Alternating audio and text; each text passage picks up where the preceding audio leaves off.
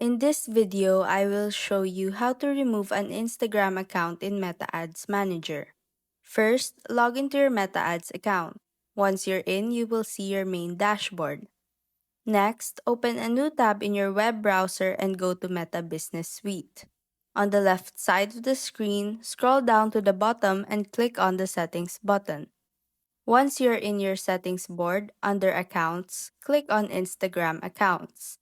You will then be redirected to a page showing all connected Instagram accounts.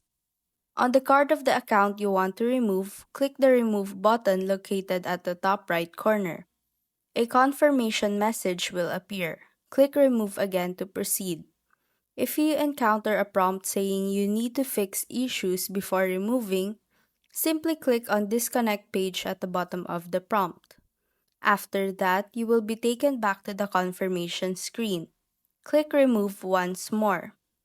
Wait for a few seconds and you will see that your Instagram account has been successfully removed from Meta Ads Manager.